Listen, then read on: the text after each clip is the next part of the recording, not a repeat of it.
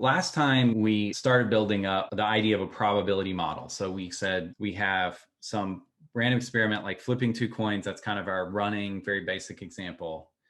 And we thought, like, what would it look like to create a mathematical object that models this experiment, that allows us to assign some mathematical meaning to various real world ideas we might want to talk about, like things like events. Did the first coin come up heads?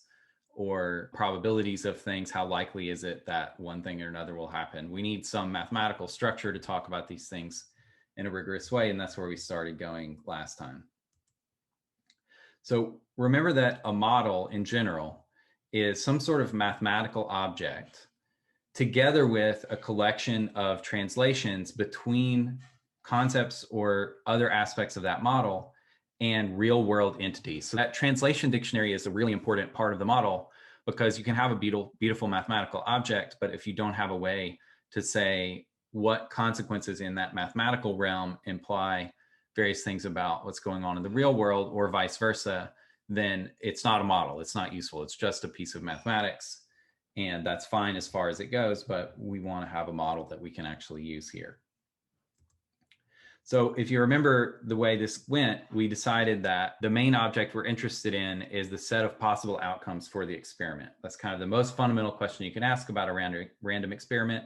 What are the things that could happen? What are the things we're going to observe and record as part of our experimental outcome? And that's called the sample space, and we denoted it capital Omega. Let's get straight to a question.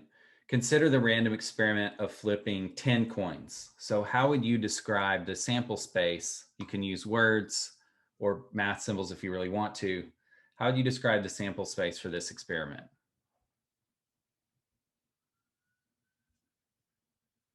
Okay, excellent. So we have a couple of solid answers in. Yeah, nice job. A few people who either answered or started answering were thinking about the number of elements, which is also a good thing to think about here. I'll let Hardy tell us about his answer here, because this is a like really nice, concise way to describe this set. And this is a kind of more verbose way to explain it, which is also good. I think it's good to see both. But yeah, Hardy, tell us about this notation h comma t to the 10. Yeah, that's great. Great answer. Yeah, so as lots of people said, it's a set of 10 tuples of elements from the 2-element set, which contains a symbol h and a symbol t. We're not going to worry too much about what these are. I think in a math class, you'd get a little nervous, like what is h, what is t? For us, they're just symbols. They're just things we write down, and they represent, of course, heads and tails respectively. And so we're going to do this often. I'm not going to be super mathematical about it. We understand what a symbol is. We write something down. It's not going to get confusing at the level of interpreting what we're writing down. So for example, this particular string of 10 H's, we're meant to understand that corresponds to the experimental outcome, where you happen to get heads every time. And then here, where you get heads on the first 9 flips and then tails on the last one, and so on. So there are 2 to the 10th, or 1024 different elements here. And as Hardy was saying and used in his answer, we can abbreviate this as h comma t to the 10 without much confusion, because we don't have a notion of products of sets really other than the Cartesian product. So remember, the Cartesian product of two sets is just the set of tuples of elements from each of those sets respectively. So when we have this 10-fold Cartesian product, it just means the set of all 10 tuples that you can get by taking some element from this set, comma, some element from this set, and so on down the line. So since Cartesian products are really the only notion of products that we have for sets, we can use this sort of exponentiation operator, understanding that that means repeated multiplication, and understanding that the multiplication in question should surely be a Cartesian product. So this is just a nice, concise way to write down the set of all of these tuples or strings consisting of just h's and t's and having length 10, each of them. So anyway, that's our sample space omega, for example, for this 10 coin flip experiment. But that's not enough to do probability, because we also need to say how likely various outcomes are. You really can't do probability just saying, well, here's what could happen, and kind of shrugging and walking away. There's very little that can be said just based on the space of possibilities. We want to say how likely different things are. And we settled on one sort of simple mathematical object for describing how likely each outcome is and what was that mathematical object, or what kind of mathematical object is it. Like, you don't have to say everything about it, but like, is it a set or what?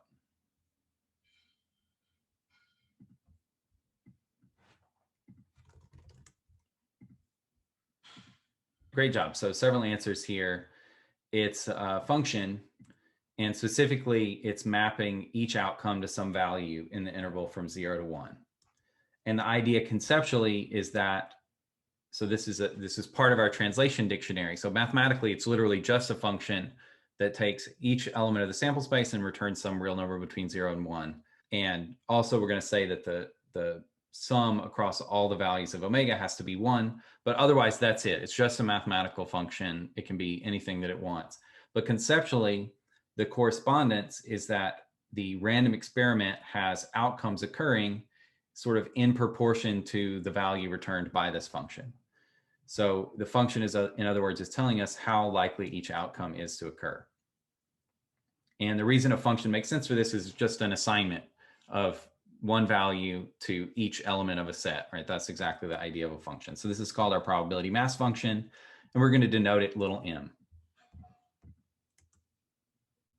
So our probability model then consists of two pieces of data. We're going to have a set omega and a function on omega, and that's it. We just have those two pieces of data, and that's enough for us to answer any probability questions we might have about the system in principle. We do need to add some constraints to make this something that we can consistently interpret in the same way and kind of build a theory on top of, which is that the function m needs to, well, it needs to output non-negative numbers. So that's entailed in this idea here that the range is, or rather that the codomain is the interval from 0 to 1. We also ensure that they need to add up to 1 if we sum the values over all the elements in the set. So that's an encapsulation of the idea that something must happen. So when a random experiment occurs, you're going to get some outcome for sure. And so we represent that with 100%. That's the total of all the probabilities of all the possible outcomes. Okay, so hopefully that's all fine. I want to say though that when we do probability, we are working with this pair omega comma m as our ground truth reality. So we're not going to check, is this legit? Is there some meaningful experiment that corresponds to this particular probability space? We're taking that as given, and we're going to draw conclusions based on that. Once we get really good at doing that, then we can start inspecting whether m is legit. That's called statistics.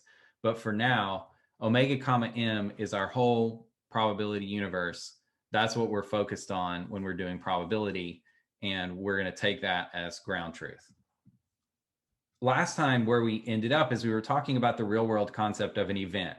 So that's like a thing that either happens or doesn't happen. Like I made it back before 8 p.m. even though traffic was bad, or sales for the quarter exceeded the goals that we set at the beginning of the quarter. These are things that from the beginning, you don't know whether they're going to happen, and then the random experiment runs, and then you can determine they either happened or didn't happen. So that's conceptually, when you talk about events sort of in the real world, that's what you mean. So mathematically, what we decided last time is that events correspond to some subset of outcomes. So in other words, once Lady Luck chooses the little omega from big omega that actually transpires when the random experiment runs, we can check, like, is that little omega one of the ones where the event occurs? In other words, is it in the particular subset of outcomes that we would have counted as, yes, this event occurs? And that's why we define a mathematical event to be a subset of omega. It's something we can say yes or no for each little omega. And so we can look at all the little omegas where the answer is yes together. That's a subset. So an event is a subset of big omega. Okay, so if two events can't both occur, so it's impossible that both events occur in the same run of the experiment, then we say that they're mutually exclusive. Like in the 2-coin flip experiment, the first flip comes up heads or the first flip comes up tails. Those are two events. Either event could occur, but they cannot occur jointly. So it's impossible that both events happen in the same run of the experiment. That's called disjoint or mutually exclusive. And so I want to start putting this picture in your head of kind of blob and points, because we're going to use this as our sort of generic representation of a probability space often. I think it's a really useful mental picture to have. So here's a sketch exercise. Oops. Actually, I might have given this away by accidentally storing the sketch, the solution sketch associated with the message. But anyway, yeah, here's the question. Sketch a quick figure illustrating two generic looking events which are mutually exclusive. And I think if everyone saw what I saw, then you got the answer automatically. Let me see what people are up to over here. All right, so we'll move on. I guess it wasn't all that interesting of a question anyway. The point is, disjoint sets include elements of the sample space omega which are not overlapping at all. So if both E and F included the same element, then that would be not mutually exclusive. But if they're like this, where they only include elements which are separate from each other, that is mutually exclusive. So that's the picture to have in mind. So it seems like a simple picture, but we're going to set up more pictures later, and it's good to kind of have a catalog of these things in your head. So disjoint events, this is what they look like in the sort of blob setup here. I want to say about this kind of diagram just explicitly, even though it might seem really clear, the sets that we're talking about when we draw these blob shapes are just like, for example, here, this would be a 2-element set. It only contains this point and this point. It doesn't matter exactly how you draw the blob. So we're talking about discrete sets here and just visualizing them by drawing these loops. The underlying mathematical essence is just, the orange points are the original set omega, and E just contains these exact 2 points. So we're going to use these kind of diagrams a lot. So I just want to be explicit about that so that there's no confusion. Okay, here's another question. So when folks talk about events being independent, is that just another way of saying that they're mutually exclusive? So the answer is no. Independence and mutual exclusivity are not the same. So the simplest possible example for thinking about independence is like 2 coin flips where you look, does the first coin flip come up heads? And does the second coin come up heads? Those events are independent for real physical coins, and for our standard model where we have a probability of 1/4 for each of the 4 possible outcomes. And the second for mutual exclusivity is like first coin comes up heads, first coin comes up tails. So those are 2 things that cannot both happen. Whereas independence is about whether the 2 events sort of have anything to do with each other, is the concept on the real world side. We'll talk about what it means on the mathematical side, and it actually is a little bit subtle. But just peeking ahead there to the discussion of independence, to go ahead and say this is different from that and kind of highlight why.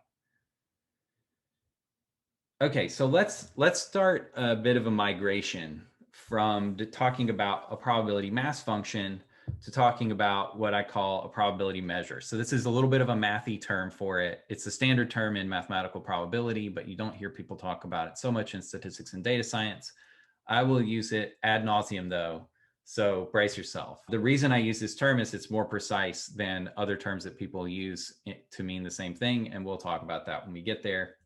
But for now, just prepare yourself. This word measure is going to be very important. And I'm going to use it a lot throughout this part of Data 1010. So I want to kind of motivate that here. I'm going to go into more depth than the Data Gymnasia course goes. The reason that we're going to make this migration from centering the probability mass function to centering a probability measure is that events are more important than individual elements of the sample space, ultimately. And I want to show what I mean by that through a particular example. So suppose that we just flip a fair coin. So our sample space will be H comma T, and M will return a value of 1/2 for each element. So that's what it means to be fair. And it's a very small sample space, simple experiment. All this is fine. Now, suppose that we want to augment our experiment. We're tired of just flipping a coin. Now we want to flip a coin and roll a die. And when we do that, all of a sudden, instead of getting 2 possible outcomes, we now can get 12 possible outcomes. An H followed by a 1 or a 2 or a 3 or a 4 or 5 or a 6. Same for T's in the first position. We get 12 different possible outcomes in our sample space. And we also have to change our probability mass function. So M is now going to look completely different. And that's the key point. It's going to be a function that returns a value of 1/12 for each element of omega. And again, that's assuming that the die roll is also fair and the flip and the die are not somehow linked together. They're independent. This is what you get. So things have changed quite a bit. Omega changed. It's got more stuff in it. And the little m changed. Now it has values. It returns values of 1/12. You could say it's the constant function 1/12 on omega, where here it was the constant function 1/2 on omega. And our events have changed too. So I want to ask, how is it possible that the probability of the event first flip turns up heads is remaining the same here before and after we add the die roll to the picture, even though everything has changed? Omega has changed and M has changed, yet the probability of that event stays the same. How is that the case?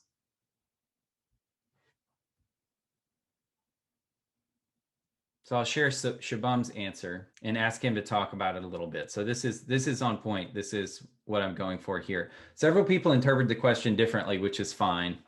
I followed that up with a clarification for those folks of what I meant by this question. But Shabam, why don't you tell us what you see happening here? Yeah, that's great. So Jason also had a great explanation of this that I'll put up.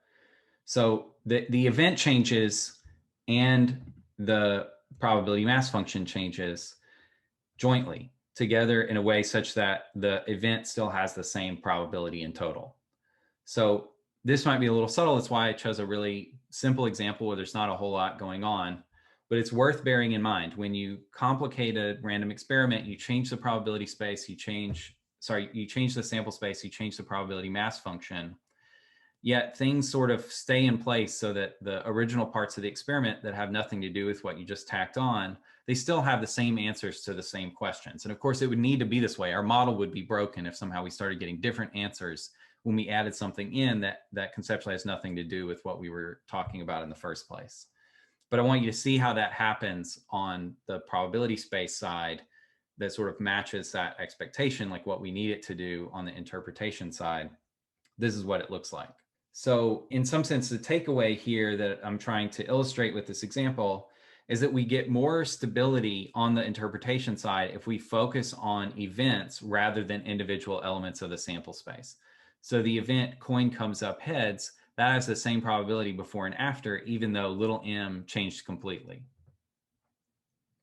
So for that reason, what we want to do is focus on the function that maps events to their probabilities rather than the function that maps individual elements of omega to their probabilities.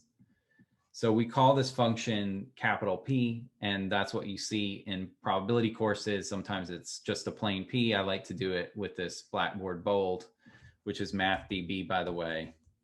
So if you do math BB of P and put it in dollar signs, you can get that fancy P. But anyway, this is the function that we're going to call the probability measure associated with this particular sample space, or really associated with this particular choice of little m.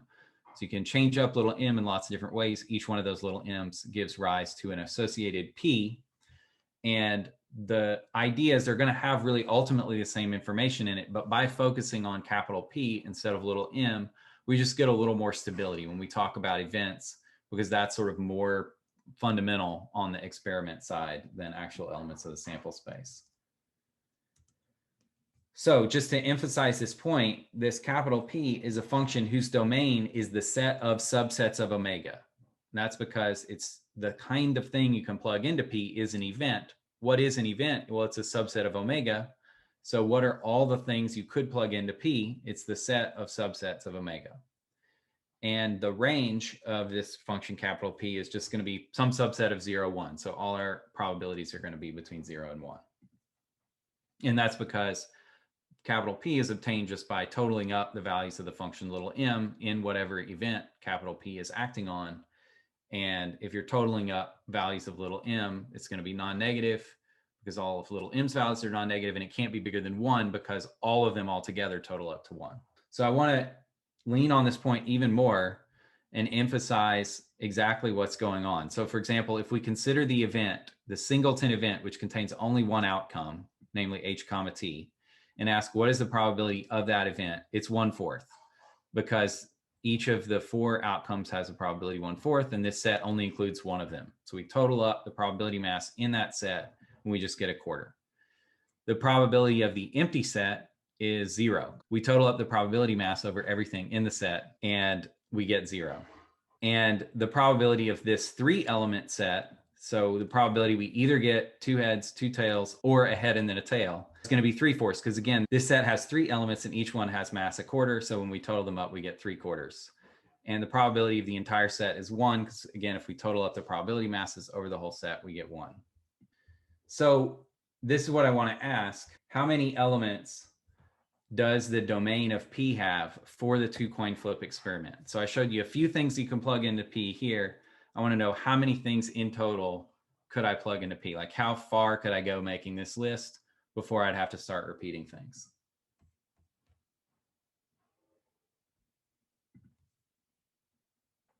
Okay, so one of the reasons that I like to ask this question is that people always get it wrong, and it's a learning experience. So the substantial majority of folks gave incorrect answers here, so I won't share the answers, but you'll always get this question wrong the first time you answer it. So I ask it now, and then you have a chance to kind of work through why that's incorrect, and then you'll get it right in the future. It's important, even though it seems like maybe a little bit of a petty question, because it helps really orient you around the difference between P and little m.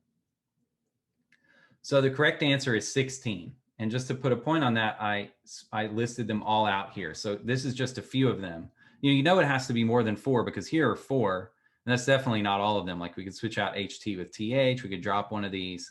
There's lots of different things we could do here to change up the set that we plug into capital P.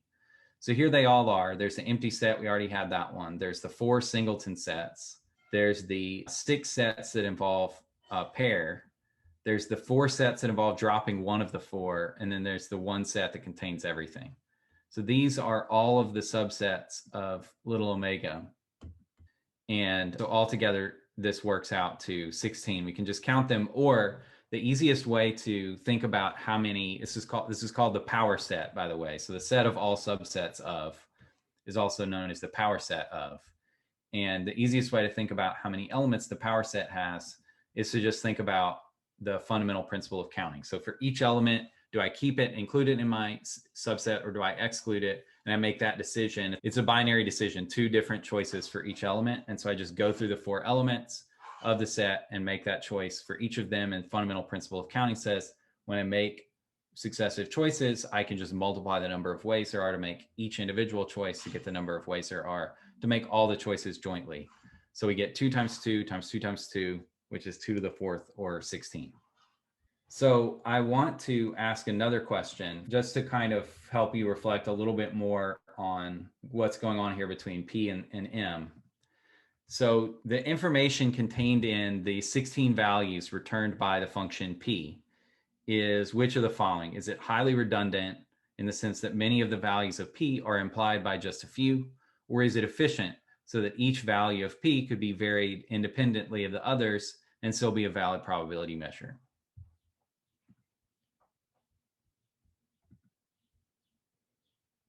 Yeah, so the correct answer here is highly redundant.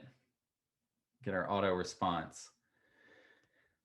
So I want to explain why that's the case. So P is actually a very expensive information store if we want to think about it in terms of enumerating all its values. And the reason is, once you know the probability associated with each singleton set, that tells you the function little m. And then all the rest of them are applied by that. So if I know how much probability measure is associated with HH and HT, for example, then that tells me the probability measure associated with this set. I just add those 2. Or, once I know all 4 of these, I just add them up however is appropriate to get the probability measure associated with any one of these other sets. So this particular kind of small one seems not that bad. You're like, okay, I could have stored 4 values instead of 16 values, but like, all right, that's not the end of the world. it is the end of the world. It's not ever the way you want to store this kind of information because it gets really out of hand as the size of the probability space grows. So for example, if you have 10 coin flips, then we can just say, okay, the probability space is h comma t to the 10, this tenfold Cartesian product that we talked about earlier. And the probability mass function is just 1 over 1024 for each of those. On the other hand, the domain of the function p has 2 to the 1024 elements for the same reason that we had 2 to the 4 elements when our sample space had 4 elements in it. And this is one of those numbers that is much larger than anything you can ever feasibly do anything with in real life. That's really understating it. It's vastly, vastly bigger than the number of atoms in the universe times the number of seconds that has been in the history of the universe, all that stuff. Like, this is a stupendously large number. And what that means for us is that P is important conceptually and mathematically, and we're going to put it in a position of prominence. But from a computational point of view, the probability mass function is still essential because we can't encode the measure by recording its values. It's really, really wasteful from a computational perspective. So that's why, even though P is really important, and that's kind of, when you do probability, you always talk about, probability of A and B is probability of A times probability of B, right? We always put this capital P everywhere. It is important, but it's also important to encode that capital P in some way that actually makes sense. And that's going to be a probability mass function, or later we'll talk about continuous probability spaces. You might do it with a probability density function, but ultimately you're going to need some assistance. Okay, so just to kind of list this, we're not going to lean on this too much. We're going to move into the next topic, but here are a few basic properties implied by the assumptions we've made so far. So probability of the whole sample space is 1. That's, in other words, something has to happen. That's a consequence of the little m summing over all the elements of omega to give 1.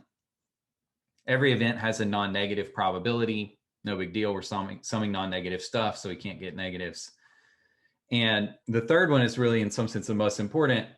It's additivity. So it says that if I have two events that are disjoint, they're mutually exclusive, and I consider the probability that one event or the other event happens, in other words, the union of those two events, then that's the probability of each event separately just added together. And that follows, again, directly from how these things work. If we have two different sets, we sum up the probability mass in each one separately and then total that up. That's the same as if we just added all of them that are in either. So all of this follows directly from just the way we defined capital P to total up the values of little m. It's no big deal, but we list them out here because you can take the perspective that these are the fundamental properties of a probability measure, in the sense that if we have a capital P and an omega that do these things, then we can recover a little m. And if we have a little m, then we can recover this capital P. In the discrete setting where capital omega is finite and everything is kind of in the framework we've discussed so far. And then what that allows you to do is kind of generalize and say, okay, let's take these as the axioms of our probability space. Forget the discrete setting where we have a little m. Let's take omega and capital P as our fundamental entities. And that allows you to define other kinds of probability spaces that are different. For example, you could say, okay, my omega is going to be the interval from 0 to 1, and my P is going to be the total length of whatever subset I'm looking at. So for example, you might consider the subset, which is the interval from 1/3 to 2/3. And you might say, okay, my probability measure associated with that set is going to be 1/3, because that's how long that interval is. And you can kind of take that as a starting point and work out a probability space that doesn't fit into that original framework. So that's the idea of kind of generalizing to more abstract probability space, where we just take these properties as axioms. Just to sort of mention it briefly before moving on, one property that's implied by the fundamental ones here is that if B is a subset of A, then probability of B is less than or equal to probability of A. There's a whole bunch of these things that you can prove just purely in terms of these axioms. In that way, you've kind of built up a set of principles that always apply whenever you verify these axioms to hold for a particular proposed probability space. You know all these other things are going to also be true, and you can use them for free. This is one of them. There are a bunch of other ones, We're going to mostly skip that because we can roll these things out as we need them. And you can look at a few more of them in the data gymnasia. But I just wanted to kind of set up that sort of superstructure for you. What we're doing here is just saying like, hey, if you want to be a little more abstract, you can take these three principles as your fundamental ones and then prove a bunch of properties just based on that. And then when someone introduces a new kind of probability space for you, you don't have to check this huge list of things anymore. You just check those three basic ones, you get all the others for free. Sort of like in software when we're programming, we write, classes to organize our code, and we can sort of, inherit from a class and get all of its code for free rather than having to recreate it. So it's kind of a similar idea on the math side. But anyway, I want to get into the next thing where I'll have some more questions for you, which is random variables. So we've talked about probabilities and events. There's another thing that comes up a lot on the kind of real world side of this translation dictionary that we want to build out a vocabulary for. And this is going to lead into sort of most of the rest of the content in the probability course. So here's the first question I have for you. So if we think about an event as a function defined on the sample space, what kind of function makes the most sense? So based on the outcome, we can say that the event either occurred or didn't occur.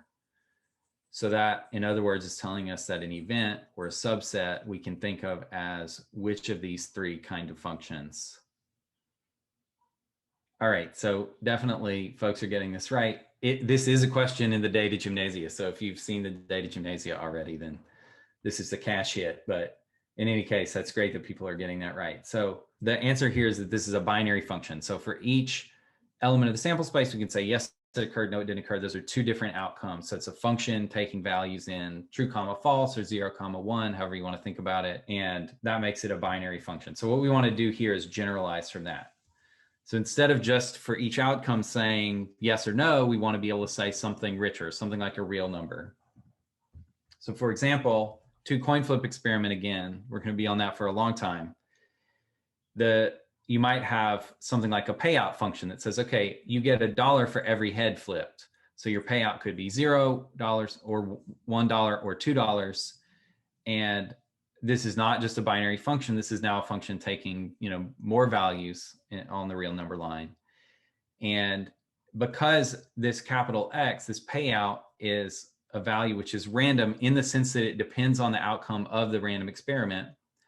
And it's a variable in the sense that, its value is not fixed. We call it a random variable. So in some ways, it might not be the best terminology because we also have this notion of variable as in like the letter that you write down to represent something.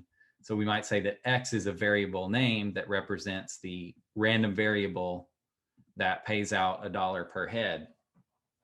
That's slightly confusing, but you can deal with it. It's a standard nomenclature, so you have to get used to it anyway. But they're two different notions. So random variable is a mathematical object which returns either 0, 1, or $2 in this case. It's the object that takes your sample space as its domain and outputs some real numbers. So a random variable, all of whose output values lie in some particular finite set or countably infinite set. Like in this case, we just have 0, 1, 2. That's called a discrete random variable. So we'll talk about continuous random variables later. There you're going to have a range which is an uncountable set, like an interval. And it's kind of different framework, different way of thinking about it. So I say all that just to say we're focused on the discrete setting here. So we're going to have random variables that only output values in some finite or perhaps countably infinite set. The random variable, conceptually, again, it associates a real number to each outcome of experiment. And as we discussed last time, that's the concept of a function. So it takes an outcome as an input, like for example, t comma t, and it returns a real number as an output, like 0. That's how many heads are in there. H comma t, it has one head, so we get a value of 1 and so on. So each of these inputs, it's not a subset of the sample space, it's an actual element of the sample space. Like what happened when the experiment resolved? And let's compute capital X on that particular outcome, and that's going to be our payout.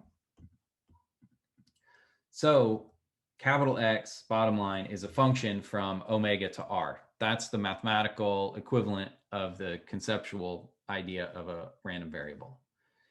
And one thing that's really important to note here, and this I think is one of the key pieces of insight for understanding how we're mathematically resolving these ideas that feel very kind of shifty. We're eliminating the uncertainty in the mathematical object x by making it a function defined on capital omega. So as a function, it has no randomness. We can say definitively once and for all for every single possible input, what is the output? That's it. It's a hard and fast, rock solid function. And the only sense in which it's random is that this capital omega, we have this interpretation that goes with it, which is there's a random experiment. It's going to resolve by kicking out one element, little omega, like Lady Luck will choose one element from capital omega. That's the result of the experiment. Then we can go back and say, okay, what was X for that thing that actually happened? And there we have a quantity which conceptually is random. But as a function from omega to R, capital X is not random. It is a fixed, well-defined function that we can answer firm questions about. So yeah, I got one message ahead of myself. The randomness here comes from thinking of little omega as being selected from capital omega. That's the entire pivot point that connects the randomness to capital X. Otherwise, capital X is a well-defined, completely studyable mathematical function. Okay, one more message and then a question. I left a little bit too long of a gap between questions here. Apologize for that. So something that's important to point out about random variables is that because they are functions, they can be combined using operations that any functions allow you to use. So for example, we can add two random variables. And what does that mean? It just means for any little omega, we find what's the first random variable on that little omega, what's the second random variable on that little omega, and let's add the results. So for example, let's say x1 is the number of heads in the first flip. So it's very simple. We just look at the first flip. If it's a head, it's a 1. If it's a tail, it's a 0. So this is x1.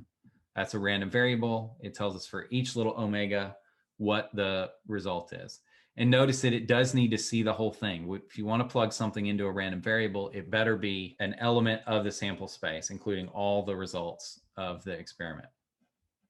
Even though in this case, you don't actually, you sort of discard the information in that second one. You're only looking at the first one. Still, what you plug in is an element of the sample space. So we're also going to define x2 to be the number of heads in the second flip. Same idea, except it's going to be 0, 0, 1, 1 here as the output values, because that's how many heads in the second position. So then we can talk about the random variable x1 plus x2, which by definition, it's going to be something that takes little omega in and then returns, okay, what's the number of heads in the first flip plus what's the number of heads in the second flip. And this random variable is equal to our original random variable x because it returns the total number of heads in the two flips. So this is a way to express relationships between random variables. We're thinking of them as functions, and we use our normal vocabulary for functions. X of omega equals x1 of omega plus x2 of omega for every omega. That is what it means to say that x equals x1 plus x2. So relationships between random variables come back to relationships between functions because random variables are functions. I want you to make a little potato and arrow sketch, which illustrates how x maps each element of big omega to a real number. So you're going to have to fill in the elements of omega over here. Again, this is the 2 coin flip experiment where x is the number of heads in total. So you can have 0, 1, or 2 heads. That's why I made this number line look like this for you. But you're going to need to get your little freehand tool and like give yourself some points over here, label them, and then draw little arrows to where they go.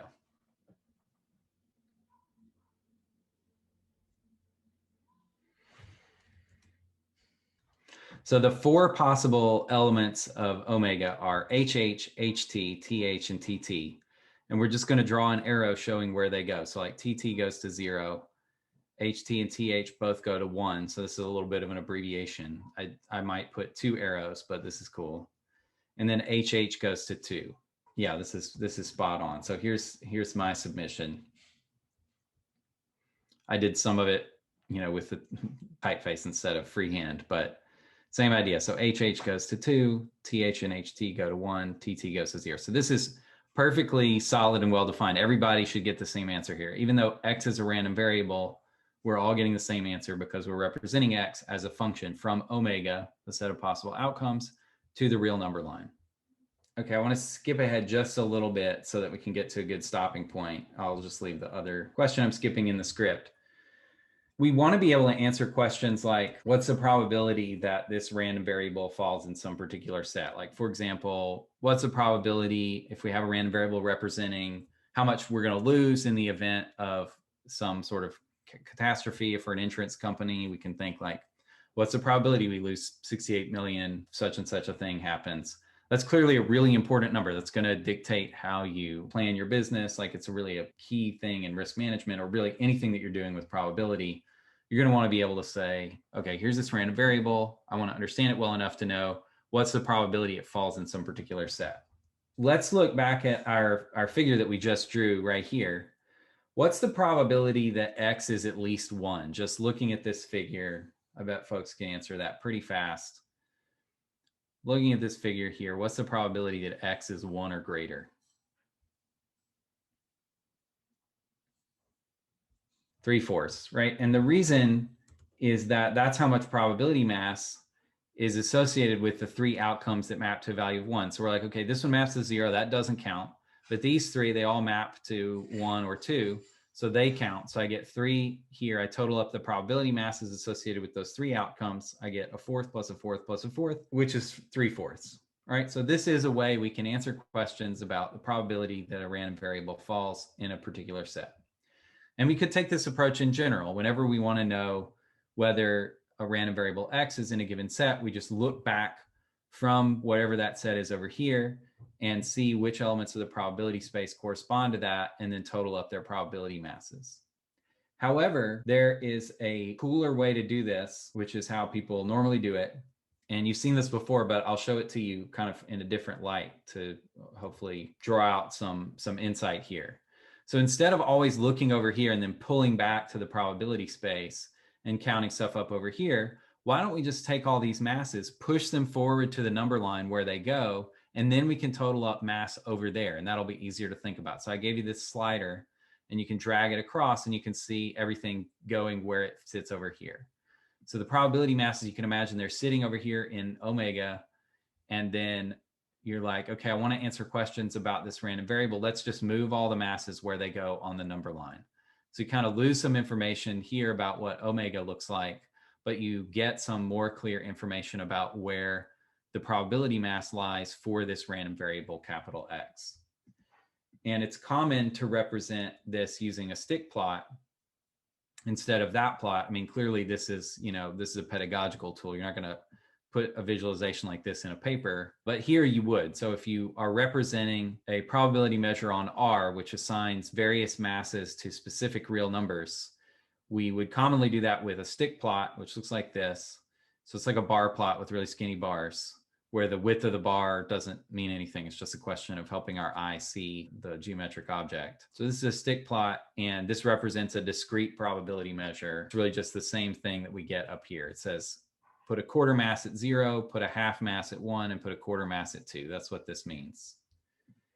And the probability measure on R that you get from pushing forward the probability mass from capital omega to the number line, that's called the distribution of the random variable X. So when I use the term distribution, I'm going to mean it in reference to a particular random variable X, and specifically, it's going to be the probability measure on R that you get from pushing forward the probability mass from omega to the real number line.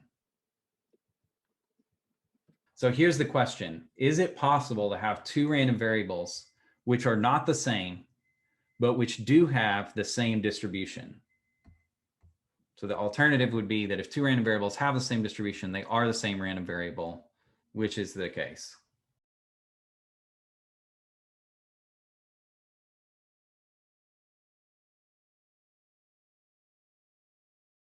Okay, great. So there's some really nice answers here. People definitely are understanding this well. Excellent. The distribution of having a head in one flip versus the distribution of having a tail in one flip, those are both the uniform distribution on 0, 1. So they put half a unit of mass at 0, half a unit of mass at 1, but they're different random variables.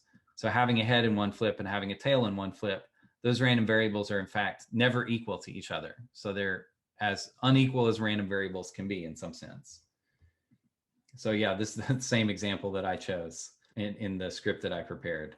So to be the same as random variables, they would need to map every element of the sample space to the same output, and they don't. But when you push forward the probability mass, it ends up in the same place on the real number line. So you can imagine that here, if we swapped around tails and heads, so these two would both go to 1, but H would go to 0 and TT would go to 2. So things would end up in different places here, even though there's the same amount of probability mass at every real number in the end, but the things came from different places, so they're different as functions from omega to r.